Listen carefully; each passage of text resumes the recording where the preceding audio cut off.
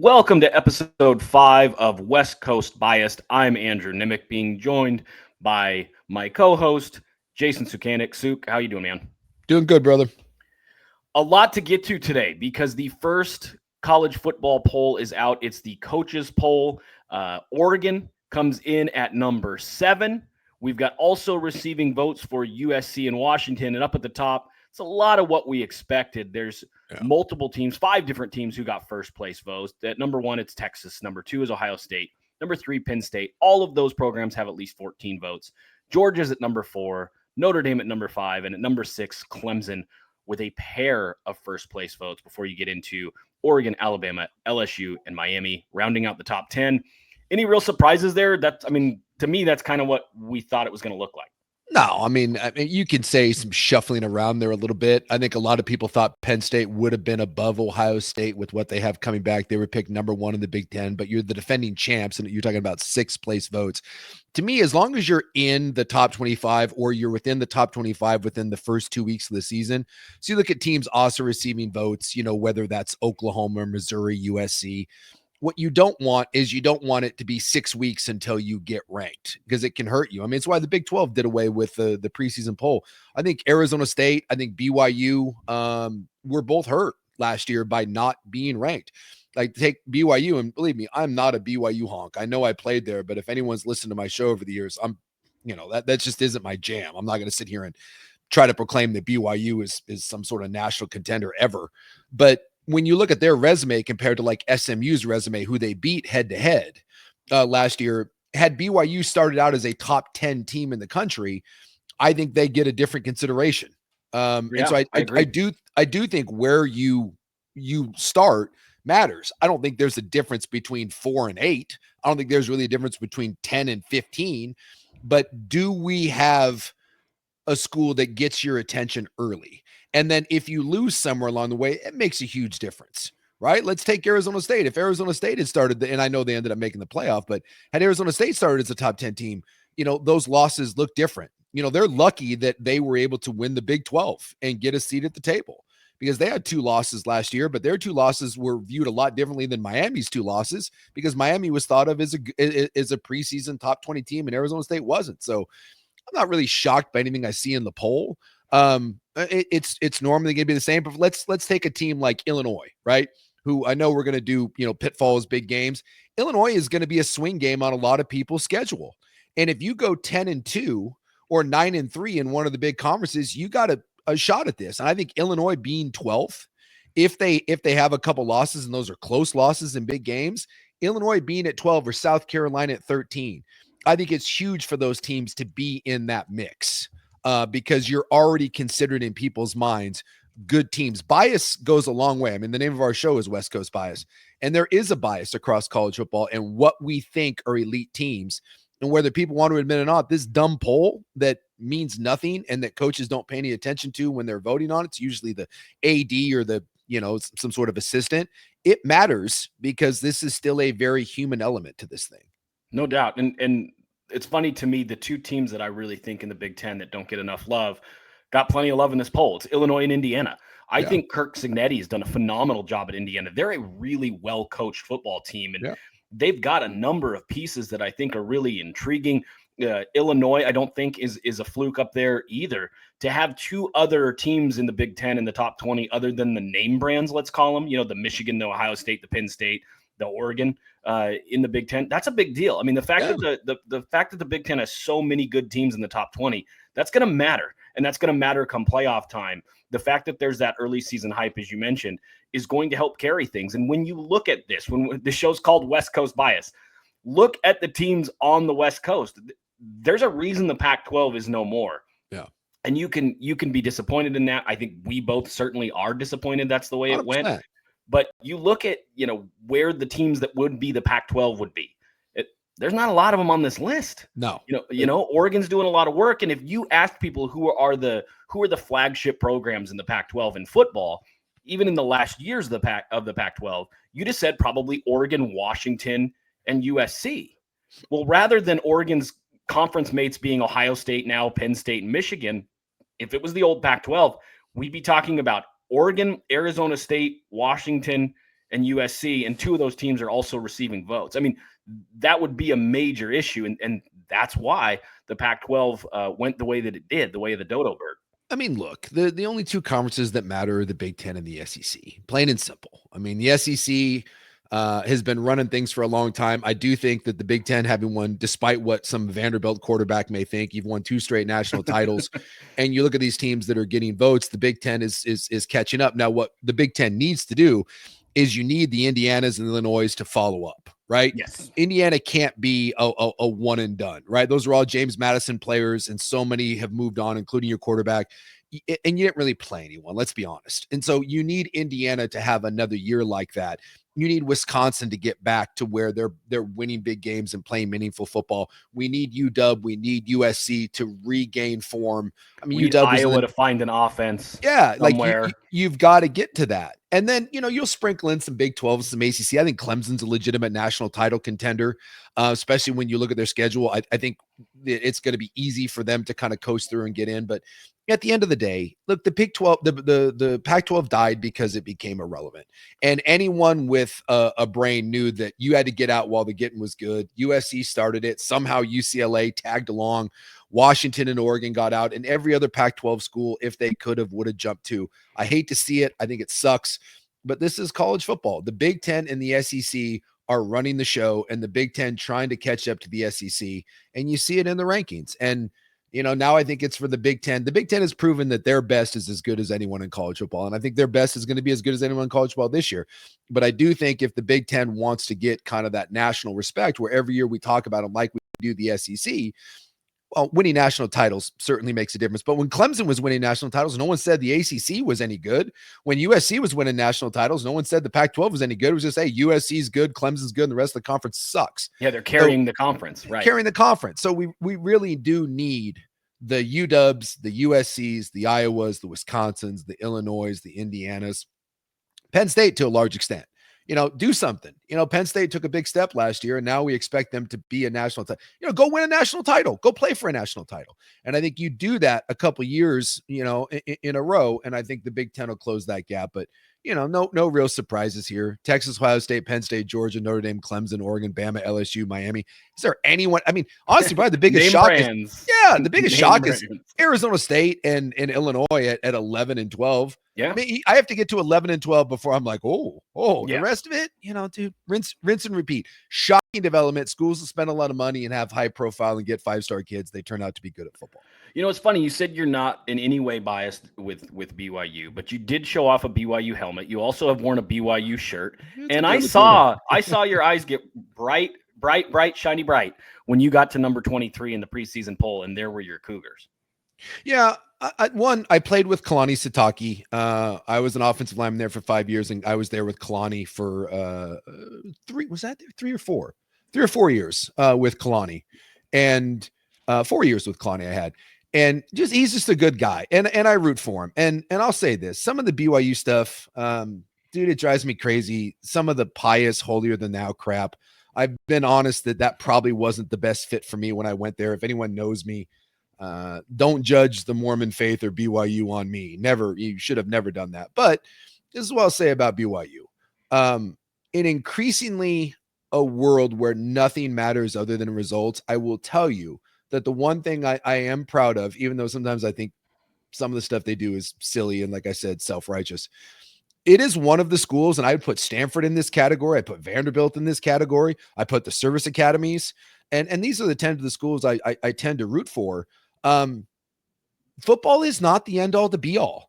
Dude, we at BYU, when you do sign up, and believe me, my dumbass signed up when I was 18. It was not the best decision I ever made. But I am proud of the fact that when you sign that letter, you know what you're getting into, and they will hold you accountable to it. I know for a fact that, my class wasn't the best group of young men that school has probably ever produced. Not the cleanest. Not the cleanest. But we won a lot of games. And then when I left a year or two later, there were problems and there were some scandals. And I know for a fact that the church leaders wrote the athletic program a note basically saying, you are here to be the front door of this institution and this religion. And if you embarrass us, we'll shut it down. And I mean, that was not an idle threat. Like, they will not have the tail wag the dog. And in an increasing world where, I see what happens with Florida State and Jameis Winston and the Joe Paterno thing at Penn State and the Urban Meyer Florida teams. Urban Meyer at Florida. Yikes. I do respect a place that you can disagree, and believe me, I disagree with a lot of their rules and regulations. I do respect a squad that says, hey man, we're gonna do this to our standard. And if you don't want it, don't come here. But if you do come here, you don't get to complain when we hold you to that standard. And football isn't the end all to be all. And I do have a lot of respect for that. And I have a lot of respect for Kalani, but I'm also realistic. And I tell BYU fan this all the time. We're not winning a national championship. Yeah. You can't recruit kids and say you can't have sex and you can't drink and you actually have to go to school and get a real education and then expect to compete with Alabama. Can we be relevant now in the world of NIL? Absolutely. And should you be proud of that? And can you put together a really good team? Yeah. Are you going to beat Oregon? Are you going to beat Ohio State? No, you're not. So let's be realistic. So the fact that they're relevant and Kalani's done a really good job there. Yes. As someone that is proud of the football that I played there, and I'm proud of what we accomplished, but maybe, like I said, it wasn't the best fit. I am proud that it's become relevant, and it's become relevant and still, I think, not perfect, but I think better than most in how they go about doing things. And that's why I said that some of those other schools, the service academies and stuff. And I tend to lean towards, I want to root for the guy, the little guy that's playing with one hand tied behind his back and is still trying to get it done. Yeah, I get that. I really do. Yeah. It's good timing for us to break down the schedule. We're going to look at the schedules for Oregon, Washington, USC, and Oregon State. Big games, potential pitfalls, kind of projecting basically how we think they're going to do this season. Before that, win, loss. Yeah, it's that time of year. Not exactly that, but there's like 3 practices. I swear to God, if one more person gives me a breakdown of a catch that someone made in shorts and t-shirts on the sideline, I'm going to punch myself in the face. I know. And the coaches don't generally tell you 3 practices. And as you said, as a player, you kind of know. Like, there's a little bit of buzz right now at Niner camp that Mikael Williams, the Georgia first-round pick, is pretty good. And that their 4th-rounder, CJ West out of Indiana, is a good defensive tackle, and he's going to be good. They're saying he's the best defensive tackle, best defensive lineman that they have. When that's coming out of campus, who my sleeper was in this draft. You had it, and you had Pooney the year before. I tell you, you're a freaking draft nerd, and sometimes I want to throw something at you when you're like, talk to me about the 7th best lineman. I'm like, oh my God, get a life. But dude, you nailed it. Pooney was a sleeper, and it sounds early in camp. And I'm telling you, CJ West, baby. CJ West, when a guy shows up in the first handful of days when you put on pads, it doesn't take long to find a dude. It really doesn't. I mean, you will know instantly. You're like, okay, no one can block that guy. And that doesn't mean he's going to be all world or, right away, but it means that there is something there. And there's slow build guys that take a while and they can develop. But when you're a dude and you pop, it does not take long.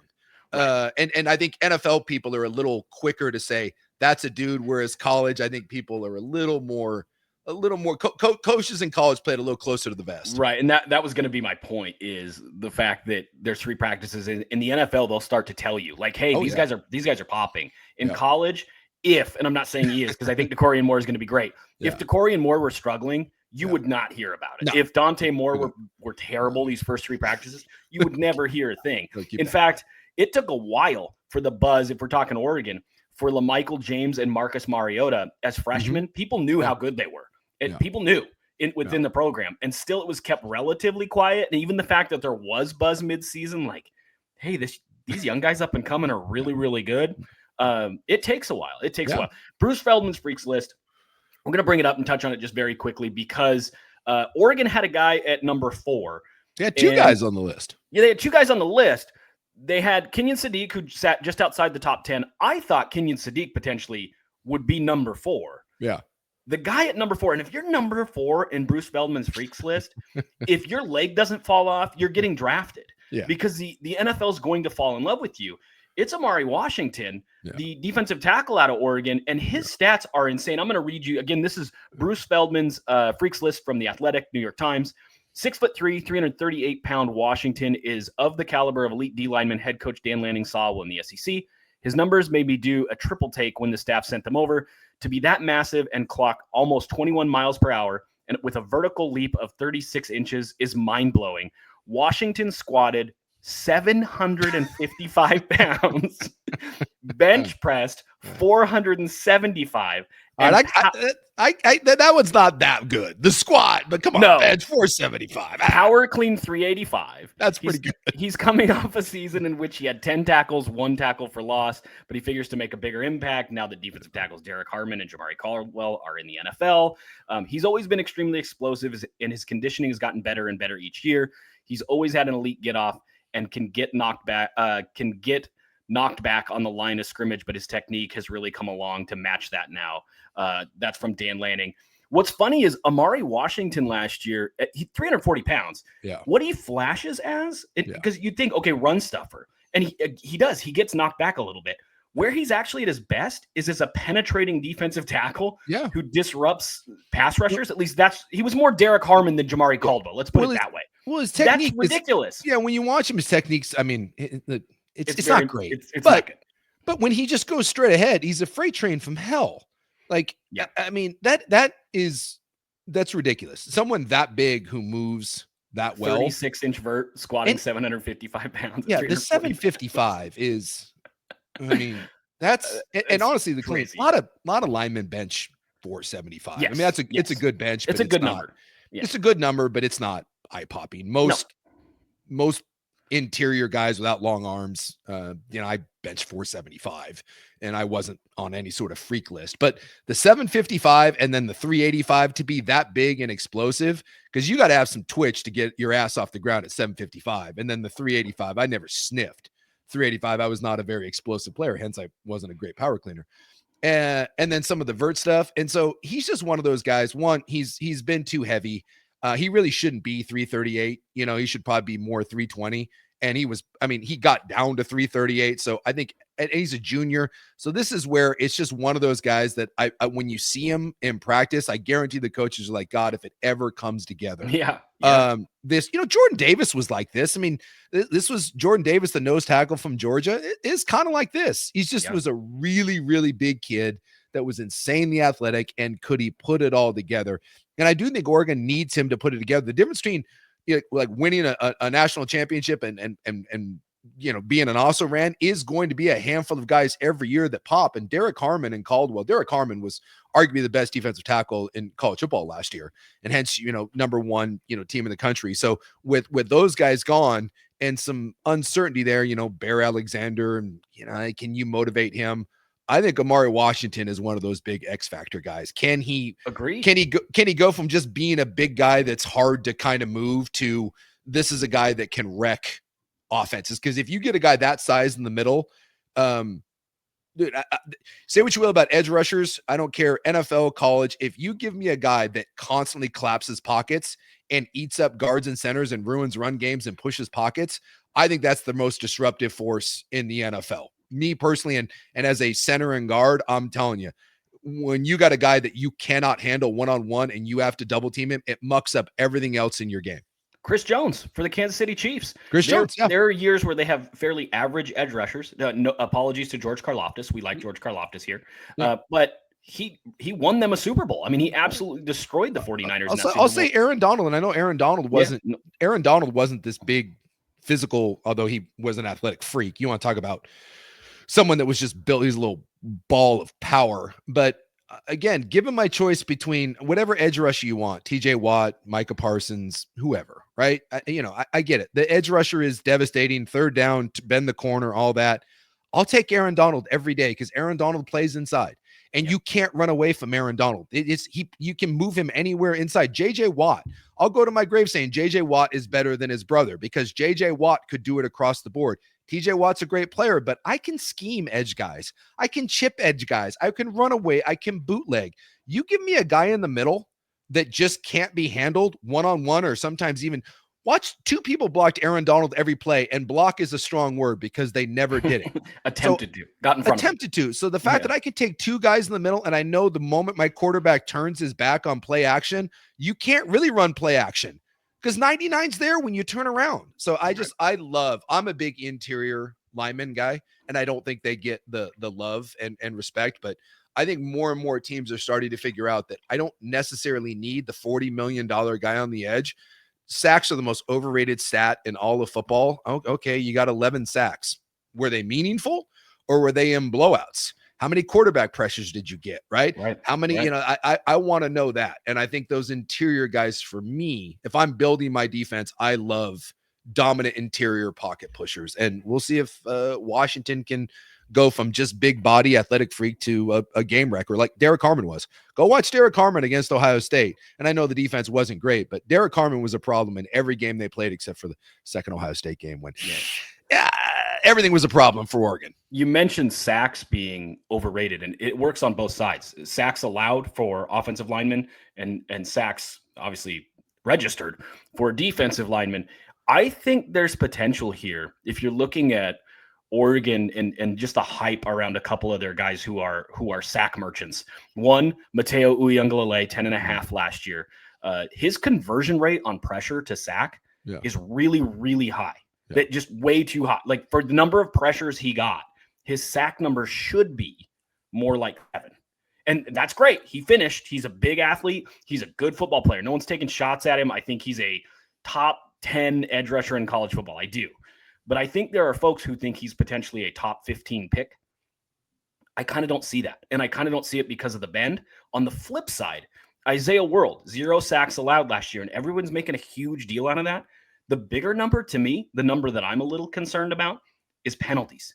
He's had 13, 11, and 8 penalties each of the last 3 years now, including 5 holding penalties against bad competition. Usually you hold as an offensive lineman, win, you get beat. If he's getting beat to the point of 5 holding penalties, which are like sacks, folks, like they are, it's a 10-yard loss. If you factor those in and give him, 2.5 sacks allowed last year, you're talking about him as a different player. I like both those guys a lot, and I want to get to Oregon and their schedule.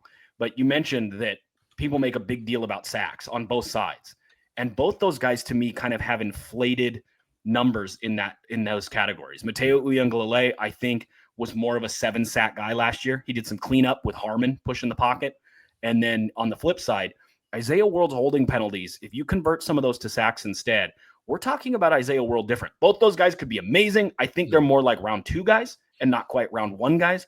But man, that's a good problem to have if you're Oregon. A couple of round 2 edge rusher left tackles. It's not a shot. No, because the other schools that we're going to talk about, SC, Washington, and Oregon State, I can sit here and kill for those guys. I mean, I can sit here and say that sacks are overrated because I do think they are, but you still have to have pressure. And Washington and Oregon State arguably had the 2 worst pass rushes in all of college football last year. I mean, it was non-existent. And USC's going to they're running this little 3-3-5 thing where it's, they're not going to ask their D linemen to necessarily get the sacks, but you still have to have, guys on the edge making plays. And I think, to me, all of those schools that we just mentioned, I think there's huge question marks as who's getting up. I mean, I think it may be the biggest question mark. USC maybe O-line, but like when I look at UW, and I've said it on the podcast, I really like Washington. I think Washington was a team that was also receiving votes, and we'll get to their schedule. I think Washington can be a 10-win team. I do, if things fall in place. Yeah. But again, I don't know who's going to rush the passer. I think, when you look at Washington and I look up and down their depth chart, that's the one place where you're like, I mean, they got a Uyunglele as well. And so you're like, he's not quite the same one that Oregon has, but there's just there's a big, giant, fat question mark. USC, It's the same thing. Yeah. So whether you get one guy or you do it as a group and you do it by scheme, and I do think Washington's going to have to do it by scheme, and they brought in the coach from Purdue, and he's going to run maybe a 2-man front, and they're going to run a lot of swarms, and USC kind of doing the same thing and try to bring some. You can either create pressure or you have guys that just get pressure. And I think when I look at the difference right now between the teams, if we're going to talk about the 4 teams, I think Oregon right now looks like the team that can probably just create pressure with their guys. With 4, and I'm not certain that USC, Washington, and certainly Oregon State have the ability to say, hey, we're rushing 4 and we're going to get home. I think they're going to have to take some more chances and maybe bring some creative looks to try to create pressure, because at least right now on paper, I don't know if any of those other schools we talked about have a guy that we're going to circle and say, hey, this is a 25 pressure guy. This is a 10 sack guy. I know Washington has that Zach Durfee that they think that if he can ever get healthy, he looks like the part. But I mean, like I said, there's not a guy that I can point to on either one of those teams that you feel anywhere near saying this is a guy that's going to be someone that you have to double team. And I think that's a problem for all three of those schools going into the season. No doubt. Well, let's jump into it. The Oregon Ducks schedule. I guess we're looking at not only potential pitfalls, but kind of what we think their record's going to be. Yeah. For Oregon, it starts pretty light. They host Montana State. They host Oklahoma State. That is not Des Bryant's Oklahoma State. No. They play Northwestern. They play Oregon State, who unfortunately is still kind of trying to figure out their place in college football. Yeah. Then I think we really get into the meat of the schedule. Obviously, they're on the road against Penn State on September 27th. Yeah. Honestly, if they're not 4-0 going into that game, we're having a whole different discussion. Oh, yeah. They're going to be 4-0 probably going 4-0. I mean, I know some people are a little worried Montana State. Montana State won 15 games last year, but they lose a lot. They lose to Walter Payton, basically the MVP, the Heisman Trophy. Their quarterback's now playing receiver for the Raiders. But I did look. I mean, they do bring back 15 starters and I think 24 players that had 200 snaps or more. So I hate games like that. I don't see the value in playing them. It's the best team at the FCS level. I don't understand why you want to play those. I think there's no value to it. But, I guess honestly, if you were to say one game in those first four, I would be a little nervous about. It might be Montana State, first game. Suke. You're looking at last year. If you look at last year, Oregon struggled a little bit to put away Idaho, and then they could have easily lost to Boise State. So Montana State is a much better team than Idaho, and Idaho near got Oregon, and you get some O-line problems. You get a brand. Look, they're 4. Okay, let's skip. They're 4-0. I'm just saying they're 4-0, and I think Penn State. Honestly, I think it's an irrelevant game. I really do. I think. Like the Big Ten championship game last year. Maybe they're doomed for this. Maybe Oregon, Penn State, whenever it is, Big Ten title game, week 5 of the season. Apparently, Oregon, Penn State's irrelevant. And where you're going with that, I imagine, is whoever wins, whoever loses, they're probably facing each other again, and both are college football playoff teams. Yeah, I mean, irrelevant that's a strong word, but you're not going to know anything about Oregon through these first 4 weeks. You're going to go on the road, hostile environment, Penn State. It's their Super Bowl. It's the whiteout. Okay, you go. Let's. It's the Ohio State thing. Ohio State last year was one of the best games I've seen in my life. I was there. It was unbelievable. If that game is played at the Shoe, Ohio State probably wins that game, right? I mean, it was razor thin.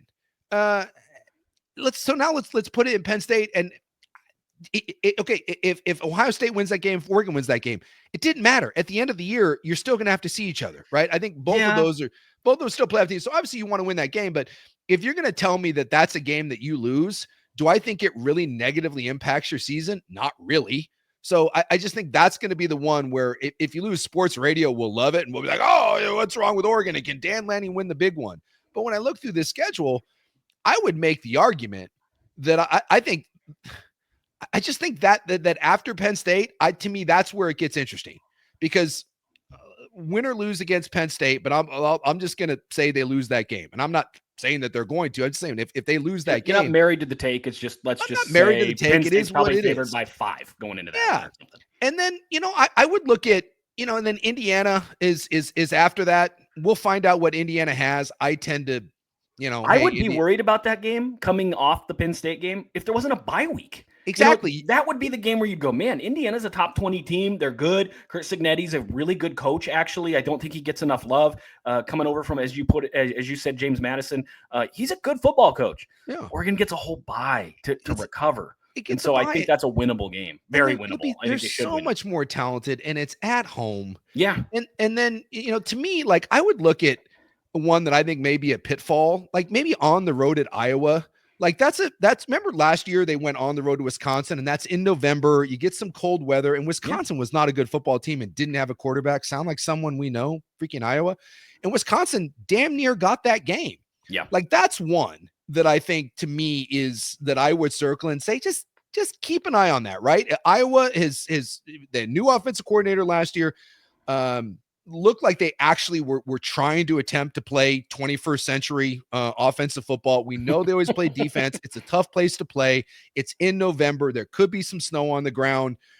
That's one that, to me, if I were to take a game that I would be nervous about, that's the Iowa game. Because, like, God forbid, right? Let's say they lose to Penn State and they lose to Iowa. I think you've got when you're a school like Oregon, you've got a 2-game cushion, right? 10-2 gets you into the dance. You're going to be fine.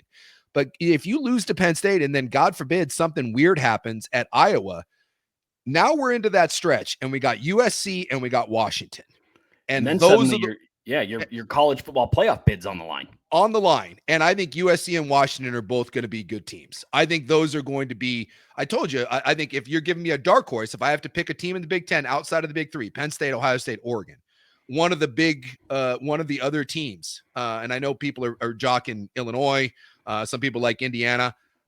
I think Washington and USC, if things break right, I think those have teams at the end of the year to be playing meaningful football. And if you go into that 2 stretch, home against USC and then turn around at Washington, if I'm Oregon, I don't want to be going into Seattle, into that environment, one of the toughest places to play. That place is going to go nuts with my college football berth on the line. Yep. And whether Washington's playing for anything or not, that's the one. So I just think that's kind of the way I look at this. Penn State, I'll chalk it up, say it's a loss. I'm scared with the Iowa game. And then, to me, those last 2, that everything else, I just feel like Oregon's talent level, I trust it. Dan Lanning hasn't lost to average teams at all. He hasn't. Every loss is to a team that's in the national title game, basically. And then almost to Boise State, who was really good actually last year. And ended up playing people, but they played in the college football playoff. Yeah. And like I said, I just keep an eye on that. Keep an eye on that Iowa game. That's all I'm saying. There's like Wisconsin last year. Wisconsin should not have been able to play with Oregon, but it's a long season. You get beat up, go on the road, an environment that can be tough to play in. You think you're supposed to win. Keep an eye on that. And maybe there's a look ahead there. Maybe there's a look ahead knowing that, hey, we got USC. I just think those last 2 games, call me crazy, I have a feeling that those USC and Washington games are going to be really good games. I think I'm excited. And I hope, by the way, for the Big Ten and for West Coast football, I hope those are meaningful games. I hope Washington and USC are both 8, plus win teams. And this is what makes football good, when we get these sorts of rivalry games at the end of the year that mean something. And I want the football's better when these games mean something. Do you think, you played at BYU, you played in the NFL for a little bit. Do you think that not losing to the average teams or the teams that you shouldn't lose to, do you think that's cultural? Like, Nick Saban did a great job of getting his guys geared up. You you watch those snippets, and I don't know if they mean anything or not. It's just that somebody's an outsider. Those videos that Oregon produces after the game that are really cool. If you don't watch them on Twitter, you should. They're like 8 or 9 minutes long, and it's a lot of how Oregon preps for each opponent. Mm-hmm. Oregon looks locked in when they're playing a Rutgers, when they're playing an Illinois, when they're playing a whoever. For that Wisconsin game, they talked about, hey, that fourth quarter, when they start playing music and jump around and all that, that's their go-to. So they played that all week. And so when it played and the crowd went crazy, Oregon danced with them. They were ready. Like, we're used to this. We've been dealing with this all week. This is our song now. Do you think coaches can lock kids, especially kids, in where, hey, we're not going to lose to teams we shouldn't lose because we're prepared, we're disciplined? Or do you think that's just kind of luck of the draw? Because it does seem like there are teams that lose 1 or 2 games every year they shouldn't, and there seem to be these coaches who are kind of immune to ever losing that game they shouldn't lose. Well, one, a lot of it is just talent. Like, when Stanford, when they were good, always lost a game they had no business losing to, but Stanford wasn't top to bottom as talented. And I think some of that is depth. Like, let's go back to Boise State last year. They should have lost that game, but the depth won out because it was a special teams game. Oregon's special teams players are that much better than Boise State because that's usually backups on backups. So one, I think depth makes a huge difference in those games. Yes, coaching makes a difference. And can you get people on focus? You mentioned Nick Saban. No one did a better job of keeping the process. And I think Lanning has talked about that, being up for all those games. And then I think sometimes having an elite offense, I think you are less prone to be in those games than if you have an elite defense. If you have an elite defense and you play a lot of games that are 17-14, weird stuff can happen. But if I've got an offense that I know is going to put up 40 every single day, it's over the course of 4 quarters, the Reggie Bush, someone usually breaks a play. So I think when you look at that, I think elite talent coaching, and I think teams that have dominant offenses, I think they're the ones that tend to be a little more upset proof and those sorts of things. I trust when I need to, we're going to go down and get a big score, as opposed to a defense. Fluky things happen on defense, right? Bad tackle, guy falls down. Oh my God, look what just happened. Whereas I think in the world of college football, it's an offensive world in my, as a broad view. Pivoting to the team up north, we talked about Oregon having a potential pitfall game, or at least a very meaningful game against the Washington Huskies. They've got a really interesting schedule, in part because we don't really know what they are. So there's a lot more question marks. I believe in the Huskies. I believed in them last year against Washington State, and they lost that game. They should win their first two. They've got Colorado State and UC Davis both at home. Those are wins. I mean, if you lose either of those, that's trouble. Yes. Then you've got Apple Cup at home against Ohio State. They play a bad Maryland team. They host Rutgers. They're on the road against Michigan. They're home against a good Illinois team, on the road against Wisconsin, home for Purdue, away for UCLA, and then home for Oregon. What I see in that schedule, Sue, is no real run of 3 weeks where they can coast. And part of that's, we don't know what they are entirely yet, but you look at Washington and it feels like there is no stretch where it's like, okay, we've got 3 weeks to kind of take our foot off the gas and recover. They've got a good game right around the corner, it seems like, every other week. Yeah, they got to be dialed. The beginning of the schedule is pretty soft. I mean, like you mentioned, Colorado State, UC Davis, Washington State. No offense to Washington State, but I still can't figure out how they lost that damn Apple Cup last year. I really can't. I mean, it's just shocking. Some of the worst. I mean, what the hell are you doing running short side sweep at the goal line? Just baffles me. It might have been the worst call. People give Mario Cristobal a hard time for not taking a knee and they fumbled. It might be the worst call since then. It's egregious. You don't run a sweep at the goal line to the short side of the field. It's just beyond silly. So they'll be fine. Washington's going to be significantly better. Washington State, no offense to the Cougs, I think you're in some trouble.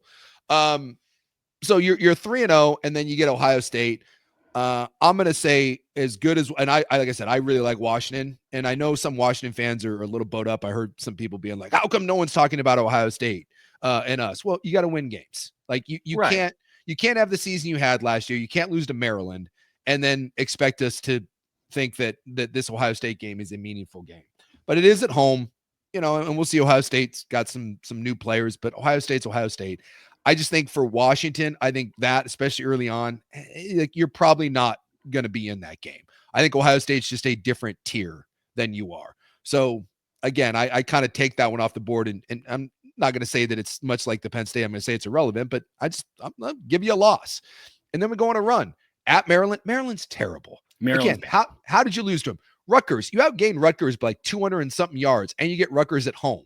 And that's kind of what I mean, though, Suke, is even those games where you go, okay, there's a stretch run here where it's pretty easy. There are teams that beat them last year. Yes, they should be better. They should be wins, but there is no 3-game stretch where you go, oh, no problem, because it was a problem last year. Yeah, I just think this sets up to me, and again, I'm a believer in Washington.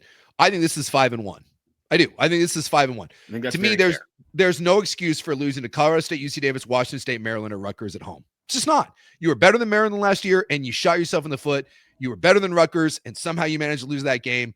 And I don't care that you're on the road at Maryland. Maryland stinks, and you got Rutgers at home. Don't lose those games. Jedfish, if you think you back and up at Montlake, Washington fan is pounding their chest, and I've heard from people like, you guys talk too much about Oregon. I've actually had people say that, and I said, well, do something.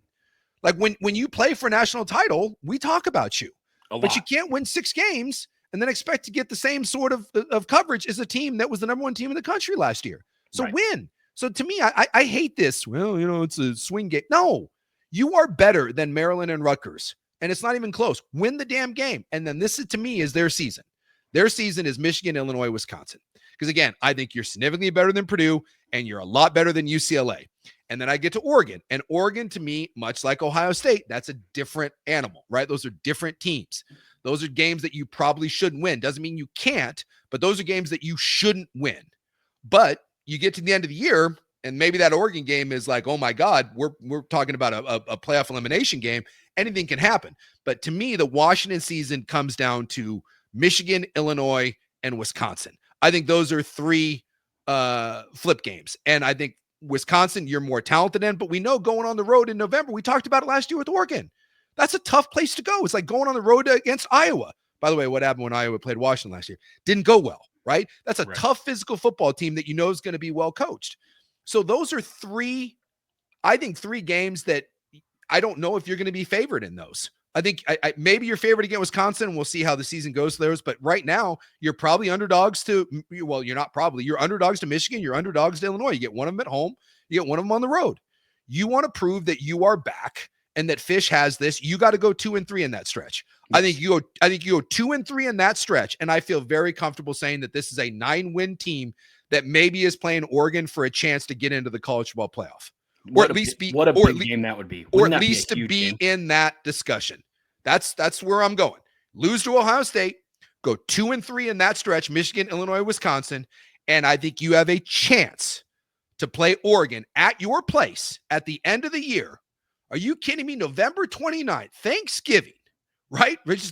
Right there, Thanksgiving weekend. You got a chance to play those sons of guns that you hate so much at your place. You know, you do a blackout, whatever you're going to do. You get the sailgating going. You do the whole thing. Line it up. And you're going to be able to say, well, 2 years ago, they came into our place and we got them. And then we played them in the title game. And everyone said that we were going to get our ass kicked. Now go back and prove it. Yeah. This is your chance. So I am high on this UW team. And so I keep, those are my three. Michigan, Illinois, Wisconsin, 2-3. And then you roll the dice and see what happens at Oregon. And I don't know what happened against Oregon. Again, I think Ohio State and them probably are a step above, but that's what I want. If I have my little fairy dust that I can sprinkle on the college football world, that's the schedule I want to see. That's what I want to see. Circle that game at the end of the year. I think Oregon's going to go 10-2, and I'd like Washington to be right in that 9-3, 8-4 range by the end of the year. And that's kind of where I think it's going to be, even if it's Oregon's 9-2 going into that game and Washington is 8-3. That's going to be a massive game. Yeah.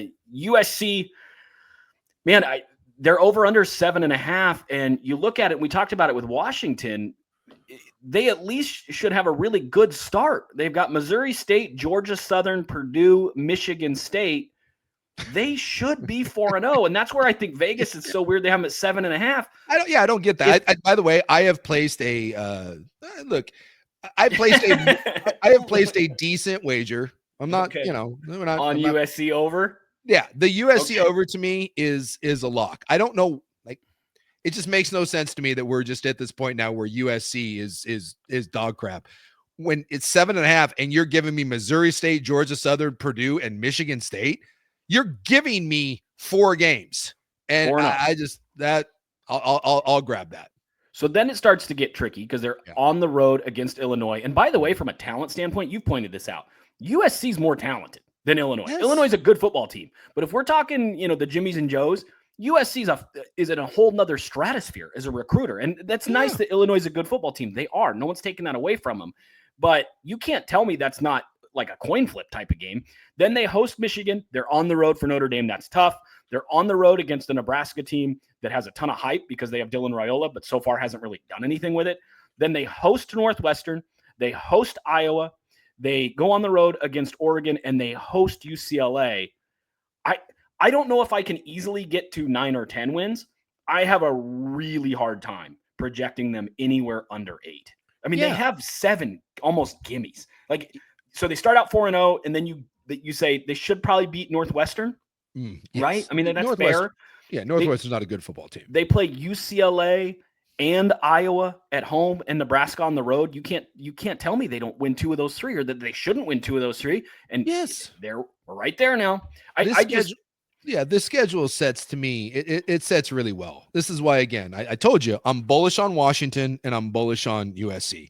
I just think I think they're getting slept on. And what's the name of the show? West Coast Biased. Why? Because I think we're dismissing them. And again, go back and look. The biggest indicator of a team that's going to rise or fall, find teams that lost games that they shouldn't have lost or won games that they shouldn't have won, and that tends to balance itself out. And USC and Washington both last year lost games they had no business losing and continually shot themselves in the foot. And maybe you just say that USC is a piss poor coach team and they're not very good.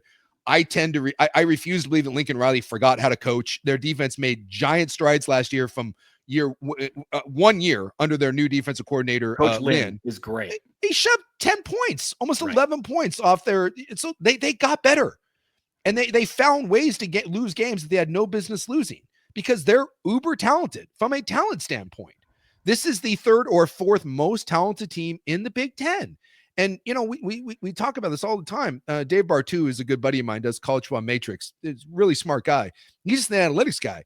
College football, for the most part, comes down to coach effect and recruiting. I mean, I think just going off of coach effect, how good is your coach and how good is your talent? I think Dave picks the winners of games at like an 80% clip. I think it's even higher. Yeah. I mean, I think just recruiting, if you just do who has the better recruits and you go across an even line, I think that's 80%. Yeah. So, I mean, when you get to the Michigan, Notre Dame, Oregon's, right, a team that's more talented than you or is in your range, that's, you know, then that's coaching, that's execution, a little bit of luck, who's had a bad day, you know, what flu outbreak, who broke up with their girlfriend, a lot of those things. But when you play the Michigan States and you play the Northwesterns and you play the Iowa, if USC just pulls their head out of there, you know what, and shows up, they're going to win those games 8 times out of 10. Last year, it didn't happen. Again, I go back. They were so much better than Michigan last year and yet found a way to lose the game. Don't understand, right? They just found ways to implode. So if I just assume that USC takes a step forward, and I do believe their defense will be another year better, and maybe I'm dumb, but I assume that Lincoln Riley, who might be the best quarterback developer in all of college football, is going to figure it out. That when I look at that, yeah, they're giving me 7 wins. And I think it sets up well. Yes, you do have to go on the road and play Notre Dame. And yes, you have to go on the road and play Oregon. And those are mother bears. But again, I go to it, even if you lose those games, what did we say? 10 wins gets you into the conversation. Yep. And if I'm going to say your 2 toughest games, Indiana last year lost their 2 toughest games. What happened? You can still find a way to be relevant and get into the dance. And so if I take their 2 toughest losses and say you lose at Notre Dame, you lose at Oregon, I'll give you those. Now you're telling me in order to have a special season, all you have to do is beat the teams that you are immensely more talented than, and then you have to beat Michigan at home with a freshman quarterback. And you have to go on the road and beat Illinois. And Illinois, by the way, and this may be mine. Well, again, it's like with Indiana. Prove it to me. And I know Bielema's done a nice job there. But again, remember we talk about sometimes results and numbers. Yeah, it can be a little misleading. So this is who they beat last year. And they had a nice year. They won 9 games, right? They beat Eastern Illinois. They beat Kansas, Central Washington. They beat a bad Nebraska team in overtime. I watched that game, by the way. Purdue in overtime. Purdue was dog crap. Yeah, they did beat Michigan 21-7. Michigan. A lot of people beat Michigan. A lot of people beat Michigan. Yeah. Michigan State. Oh my God. How's that Aiden Childs thing? I know Beaver fans like, oh, Aiden Childs. And then you beat Rutgers and you beat Northwestern. Look, you won 9 games. There is not a marquee win on that list, except for a Michigan team that saved their season by beating Ohio State. So I'll give you the Michigan win. You got drilled. Well, I mean, drilled, but you lost 21-7 to Penn State.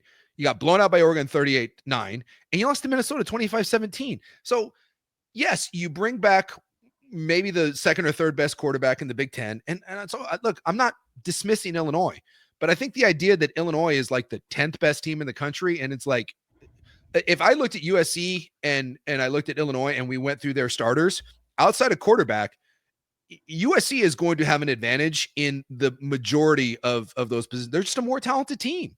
If you're playing 7-on-7, USC's front is that's terrifying. Look, I'll give you that. So you're right. The skill guys and a lineman saying that. Shame on you, Suke. Lines matter. We need to get a shirt that says West Coast matters, and we need to get shirts that say the trenches matter. That needs to be our mantra on this show. I know. I am maybe this is my West Coast honkiness coming out. It is. And that we're giving Illinois and Indiana a lot of love, and we're dismissing USC and Washington. So I'll lay it on the line. Look, what the hell? USC and Washington will be better than Indiana and Illinois. How about that? More wins this year? I think that's fair. Yeah. If I put those 2 teams together, they'll have more. And so that's my It's my big poll prediction. If we're going to sit here and give all the credit in the world to Indiana and Illinois, I'm going to say Washington and USC do it better. That's so there it is. He said he'll shave his beard completely. I didn't have this for a while. I was like early on. Well, I guess I haven't seen my face in like 6 or 7 years, but yeah, it's getting there. It'd be weird at this point if it went away. I'm not willing to risk it on USC and Washington. I have no connection to that. We'll have to. Oh, here it goes. You'll put your money on it, just not your beard. I'll shave my head. I'll shave my head I don't know. We'll do something. I agree with you. I think it's funny. This happened a couple years ago with a football prospect in the draft in Zach Wilson, not to take a shot at BYU, but they played nobody except for Coastal Carolina. And then Coastal Carolina whooped their ass. And Zach Wilson looked terrible. Blech. And everybody went, Zach Wilson put up amazing numbers. He's grown. And it's like, they play like an FCS schedule because it was a COVID year. Yes. This was like a COVID schedule for Illinois. Everything broke right. They dodged most of the major bullets. And so they ended up with a really good season. This year, the schedule is more in line with the traditional Big Ten schedule, where they're going to have to really beat people to win 9 games again. I think this is a team that's 7-5, 8-4. I do think that, but I don't think it's because they're bad. I think last year the schedule was really easy. This year it's a little tougher. And kind of that's how things go sometimes in college football when you're a pretty perennial 8-4. Yeah. You know, when the schedule breaks your way, you might win 9 or 10 games. When the schedule doesn't break your way, you're going to win 6 or 7 games. And I think Illinois is firmly on that line of team. Oregon State, we talked about a couple teams today. The first 3, I think, have really easy schedules to start. Now this. Oregon State is the exact opposite.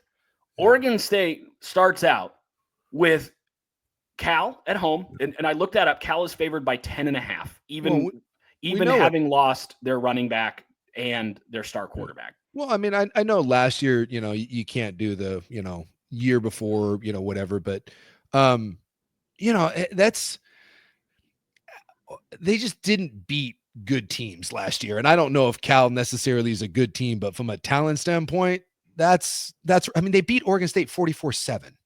I mean, did Cal get 40 points worse and Oregon State get 40 points better? That's a tough. I know Oregon State fans like, oh, we'll beat Cal. And I'm like, why? I don't see, here's my thing. And by the way, I do think Oregon State will beat Cal. And the reason is Cal is losing their entire defensive backfield. I think it takes time to regenerate that. And they got some good ones. Craig Woodson was there. Noel Williams was there, like 3 or 4 draft sleepers. They usually have a pretty good, they do a nice job of building defensive talent. They lost all their defensive backs, and Malik Murphy can spin it. If Cal can get pressure on Malik Murphy, then throw everything out the window. And that's the whole thing with Malik Murphy. But the early reports in camp, see, we talk about teams have a hard time in college. They keep everything close to the vest. If you're Oregon State and you got something going well, you're letting people know. And the buzz right now is the buzz right now. And again, Malik Murphy's whole thing is he's incredible when kept clean. When there's pressure, he's pretty awful. Let's call a spade a spade. In early camp, they're like, we can't believe how well he's spinning it. People are really excited about the passing attack. If Cal can't get pressure, Oregon State might just be able to throw all over them. So I think Oregon State might get the win there. They then host Fresno State. They're on the road for Texas Tech and Oregon. Then they host Houston, who's not terrible. Houston is projected to win 5.5 games. They're in the Big 12, which is not a terrible conference. So if you're projected to maybe make a bowl out of the Big 12, that's not an easy guaranteed win. Sure. Those 5 games are brutal. I don't see a scenario where they have more than 2. I think the absolute best case scenario is 2 and 3 out of that.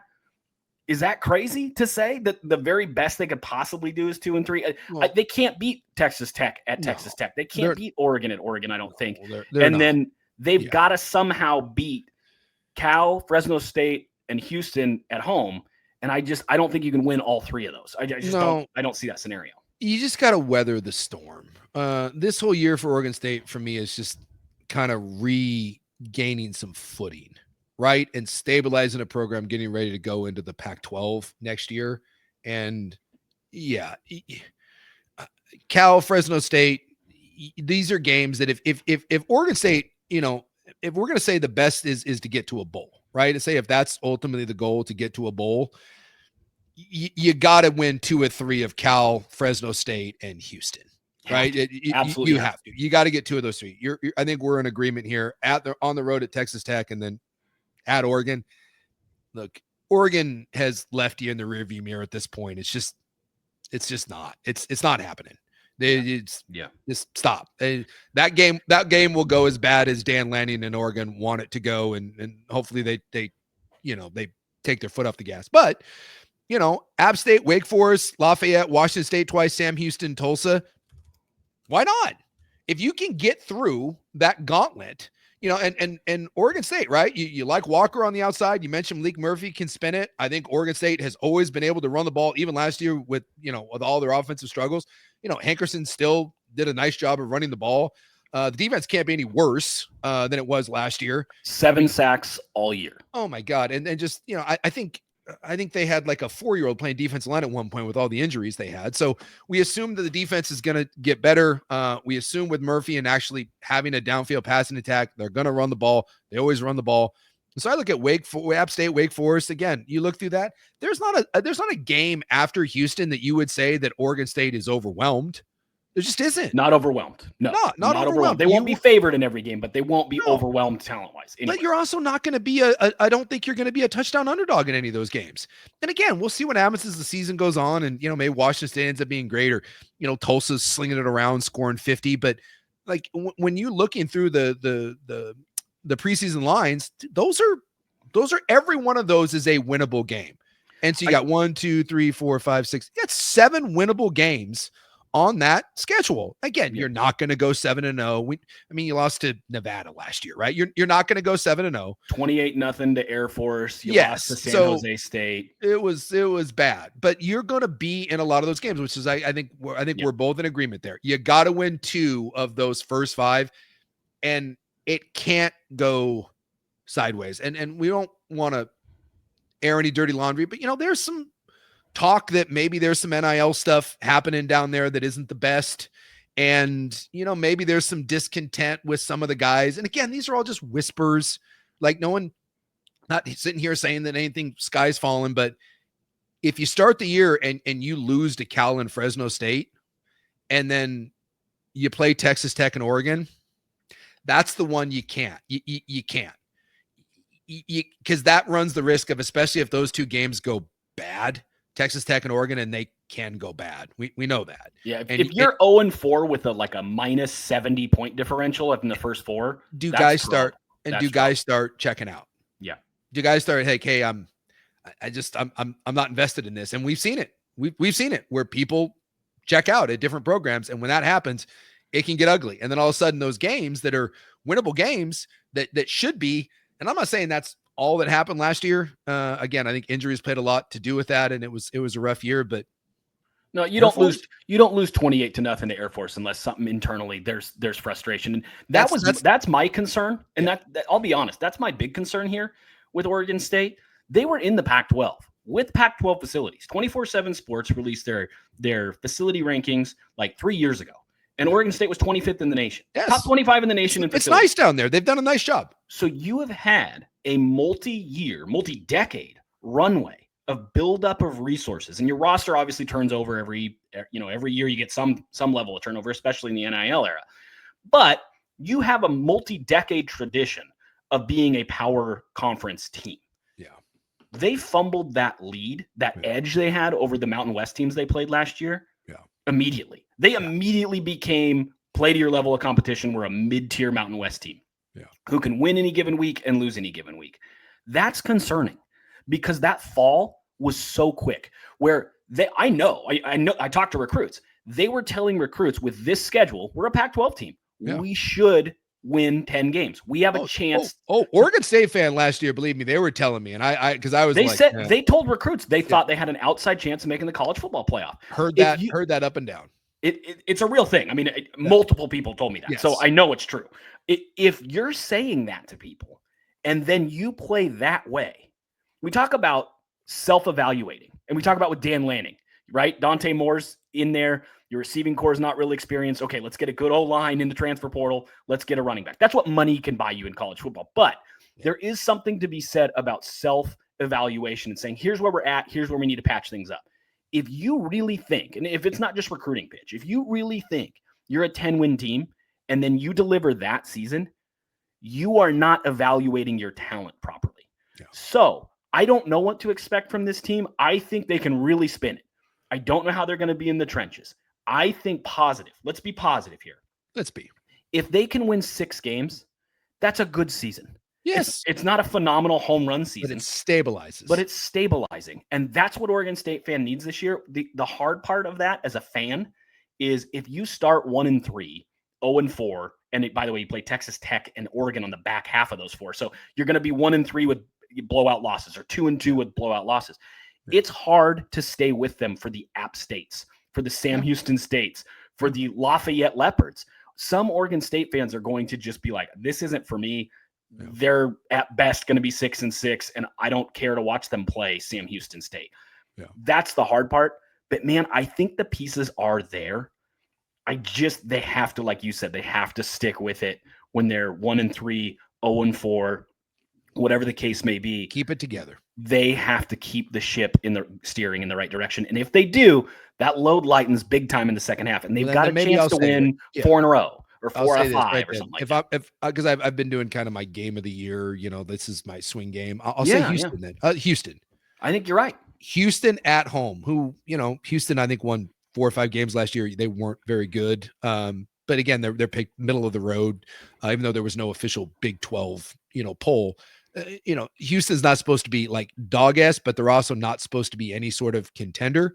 Under win total of 5.5 in Vegas. 5.5. So that's the one that to me is that's a must win. If you have to have a must win coming off of the Texas Tech Oregon game that we assume don't go your way, you have to stabilize the ship. And if you beat Houston, even if you lose one of those games, Cal, Fresno State, but you win Houston and you're sitting there at 2-3 with that remaining schedule, you can look at that and say, hey, there's 4 to 5 wins still left.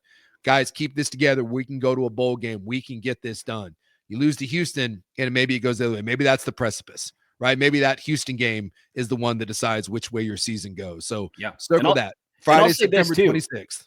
If you're an Oregon State fan and you win your first 2 and then you lose badly to Texas Tech and Oregon, don't check out. No, because if you win those first 2, you might go 10-2. Yeah. That's possible because it doesn't get any more difficult than week 3, week 4 for them. And after that, it's a precipitous drop in terms of talent. In fact, your toughest, the third and fourth toughest game of the season might be those first 2, might be Cal and Fresno State. Absolutely. So if you go 2-0 to start the year, just flush, like you said, flush Oregon if they lose to Penn State. It is what it is.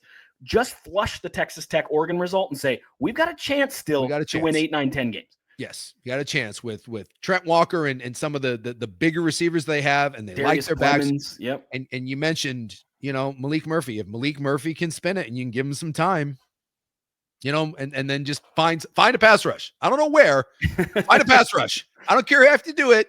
Sing someone a song, spit in their ear, distract them, find a pass rush because it didn't happen last year. That's just find any way. Anyway, start mortaring people from throw the Wolf of Wall Street, throwing the little people. Just get a little fella and throw him over the center. Line. Find a way to get a pressure. Not even a sack. Just get some pressures. That's all I'm asking for the Oregon State defense. And Trent Bray taking over. Maybe there's something there. He can light that fire. So we're going to wait to record the next episode on Friday. And the reason for that is we're doing this same exercise for the Seahawks and 49ers. But we also are going to have to talk about, I believe the Seahawks and Raiders play Thursday night. I believe you are correct. Those are 2 teams we're going to talk about throughout the year. Those are 2 teams we want to cover. I want to see probably, will Genty get carries? I hope Either so. way. I want to see. I hope he gets some love. Let's see some Nick Emanwari, some Jalen Milroe. I'm excited to see maybe even a Gray Zabel appearance. I want to break that down, and I know it's preseason. We can't take a ton from it, but like you said, you can tell if somebody pops. Yeah. You can tell if somebody's kind of got it. And so we'll be able to break that game down and then dive in Seahawks and Niners. We may even touch on the Raiders if they inspire us on that Thursday night. We'll see. Suke, thank you very much. This was episode 5 of West Coast Bias. Appreciate it. Subscribe, share it to YouTube, people. Spotify, Apple Podcasts. We'll leave a 5-star review. Hopefully we're putting out good content and you guys like it. So if you like it, share, subscribe, all that. And hopefully we'll keep doing good stuff for you guys. No doubt. Thank you.